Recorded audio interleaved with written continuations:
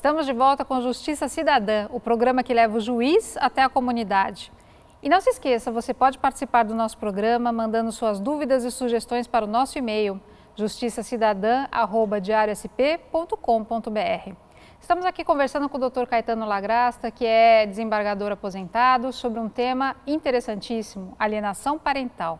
E nós estávamos tratando justamente do processo para a verificação aí desse, a gente pode dizer o quê? Que é uma síndrome, é uma doença, é o quê, alienação parental? A alienação é uma doença, mas pode se tornar uma síndrome.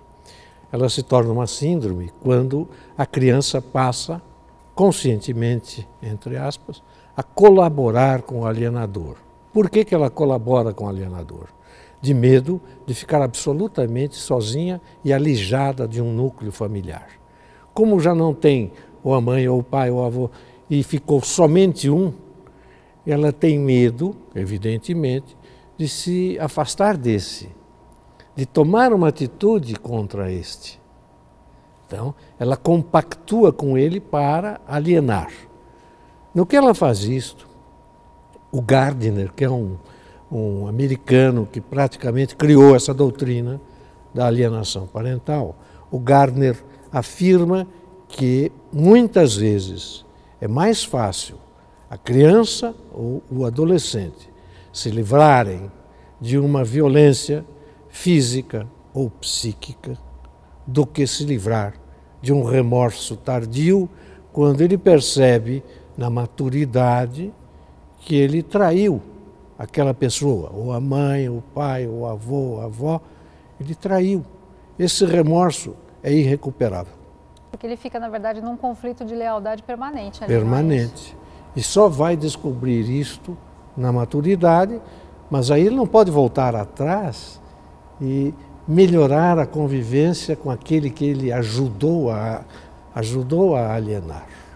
Que tipo de prova a pessoa tem que fazer no processo? Então, o marido ou a mulher que está sendo alienado, ele vai ingressar na ação ou na própria ação de divórcio, ele vai alegar que o outro está alienando ele, não está permitindo a visita, não está permitindo a aproximação com o filho, ele vai provar isso só através de testemunhas ou tem algum outro tipo de prova que deve ser feita no processo? As provas são muito difíceis, mas o juiz tem o dever de buscá-las. Não pode ficar só na dependência daquela parte que é vulnerável e, portanto, ele tem que aplicar o princípio da carga dinâmica da prova, que é um conceito que interessa aos juízes, ao advogado e menos ao público.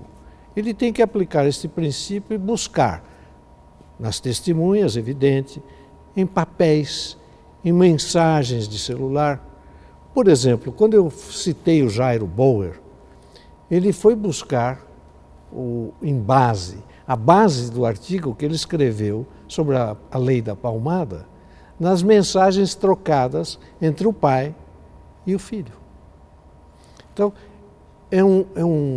apesar de os juízes entenderem que a prova, se não estiver no processo, não está no mundo, e outras bobagens desse nível, o juiz tem que procurar e ajudar a descobrir as provas. Não é que ele está tomando partido de ninguém. Então,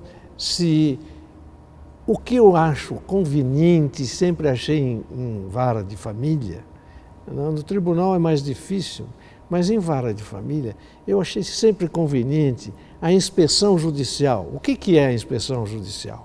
Se aquela questão está muito ainda verde, não amadureceu suficientemente, eu posso, como juiz, com a autorização dos advogados, eventualmente com a presença do Ministério Público, ir buscar as crianças ou a criança na escola, levá-la para tomar um lanche e conversar. Nesta conversa, eu consegui, quando juiz de vara, muitos acordos. Mas isso é a dinâmica da prova. Eu não fui nem para um lado e nem para um outro, eu fui para o lado do interesse superior da criança e do adolescente. Mas eu não sei hoje como estão os fóruns, qual é a capacidade dos juízes de procurar efetivamente ajudar, ou se basta dar ou ditar a sentença. Em vara de família, em questões de família, a coisa mais fácil é dar uma sentença. O mais difícil é conseguir uma mediação, um acordo que satisfaça a ambos. Entre eu definir o que você vai pagar de pensão para o seu filho e você fazer a conta no seu bolso, é preferível que você faça a conta no seu bolso. Entre eu dizer para ele que a guarda compartilhada é melhor do que ele ser o guardião, quem vai cuidar do futuro do filho melhor do que o juiz? É o genitor, a genitora, enfim. É difícil. Mas, assim, necessariamente nos casos de alienação parental tem que ter uma prova pericial, porque todo mundo sabe que a perícia custa caro e uma perícia feita por um psiquiatra, que no caso deveria ser um médico psiquiatra, tem possibilidade de uma pessoa que não tem condição financeira boa para pagar um perito ter essa prova num processo onde ela quer provar a alienação? Se você pede a assistência judiciária, você não paga absolutamente nada. Agora, é difícil você constatar que houve uma alienação, que aquele indivíduo ou aquela mulher são doentes mentais ou possíveis doentes mentais, que eles estão praticando um ato hediondo de tortura. Como você vai provar isso sem uma perícia? E aqui nós voltamos ao grande problema da perícia. A perícia pela lei da alienação parental tem que ser realizada não por qualquer perito, tem que ser realizada por um perito de formação acadêmica. Eu não conheci nenhum até hoje. Que tenha formação acadêmica específica nessa matéria? Nesta área. Não adianta trazer... Não, eu tenho um médico lá na minha rua que ele é muito bom, ele cuida de ouvido, nariz e garganta, então ele pode cuidar desse... Ele não vai cobrar nada. Aí é que você entra no maior erro na justiça, que é o erro de você pensar que uma coisa, por ser gratuita e bondosa, vai resolver o seu problema. Agora, voltando àquele caso, que é o extremo da alienação parental que o senhor colocou, que seria a alegação de um abuso sexual, né? Já me colocando na posição de um juiz que tem que decidir uma questão dessa. Quando não existe uma prova mais forte no processo, antes de definir qualquer coisa, o juiz poderia ouvir a criança? Essa questão da criança ser ouvida pelo juiz também é uma questão que começou a ser muito discutida depois do caso do menino Bernardo. A criança tem o direito de ser ouvida antes que ele defina, você não vai mais visitar por conta dessa acusação. Ele pode fazer isso? Eu já defendi isso num livro que eu escrevi em 2000. Você não tinha nascido, a Valéria acho que já. Mas não só o juiz tem que promover esta aproximação. Quando você fala em acesso à justiça, não é abrir a porta do fórum. É o juiz descer da cadeirinha dele e ir em direção ao povo. Isto é acesso à justiça. E acredito mais, a criança não só tem o direito de ser ouvida pelo juiz, não pelo delegado, não pelo PM, não pelo, como é que chama aquela coisa que tem nas varas? Conselho tutelar. Conselho tutelar. Eu levo sempre a minha filha, porque essa palavra eu esqueço sempre. Mas, enfim, nunca pelo conselheiro titular, nunca pelo delegado e nunca pelo um policial militar. Ela tem que ser ouvida pelo juiz. É o juiz que vai ter que ouvir e olhá-la nos olhos. E acredito mais, a criança tem o direito de ter um advogado próprio, diferente daquela do pai, da mãe, do avô, da avó, da tia, de não sei quem. Ele tem direito a ter um advogado próprio. E não estou falando isso porque agora eu não sou mais desembargador e sou advogado. Eu sempre falei isso.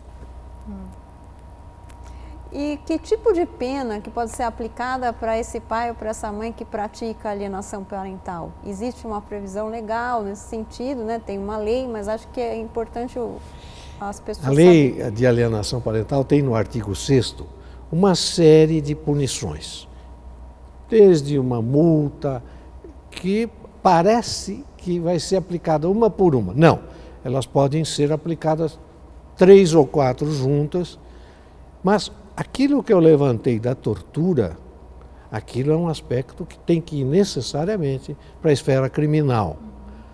E o juiz criminal é que vai ponderar qual seria. Quando você fala em alimentos não pagos, você tem a possibilidade da prisão do devedor, o que é uma outra bobagem, porque seria muito mais interessante lançar o nome do devedor na Serasa, por exemplo. Ele ficaria com a vida dele restrita, você estaria mexendo no lugar onde mais dói, que é no bolsinho, e ele correria para pagar a dívida. Agora, às vezes o juiz diz que vai prender, mas não prende. E vai cozinhando aquela questão até que a criança seja objeto de quê? De bullying na escola, que não pagou a prestação. Diversas formas de agressão que não protegem o interesse superior da criança e do adolescente. Seria interessante, sim, que houvesse a prisão do alienador, desde que ele não fosse doente. Agora, se for doente, medida de segurança. Ele fica em medida de segurança. Quer dizer, isto aqui tem um caráter o quê? Educativo, mas de ameaça bastante. O alienador, quando se começa a comentar dessa forma a prática da alienação, ele vai começar a falar, pera um pouquinho, eu não posso fazer isso, eu estou prejudicando a criança tem proteção. Tá? O caráter é um caráter educativo, mas também é um caráter de abre o olho, senão o tribunal, o juiz vão te punir. Vamos novamente às ruas? Agora você faz a sua pergunta.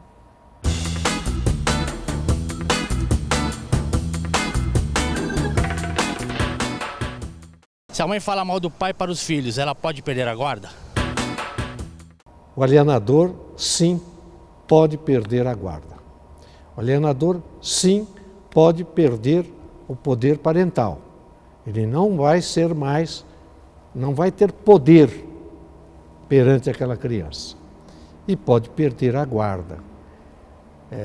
Mas sempre, quando a gente fala, pode perder, vai perder isto, vai ser aquilo, não se esqueçam que a criança não pode ficar na mão deste e depois deste. A criança tem que sempre ser acompanhada por ambos. É muito curioso, para não dizer trágico, vocês fazerem uma visita, por exemplo, a um presídio, no dia de visita. Aquelas crianças que estão lá conhecem aquele pai que pode ser um estelionatário, um ladrão, um estuprador, mas a criança só tem aquele pai, e é aquele pai que ela vai visitar. Este é um problema que o alienador pratica e que às vezes a própria justiça pratica.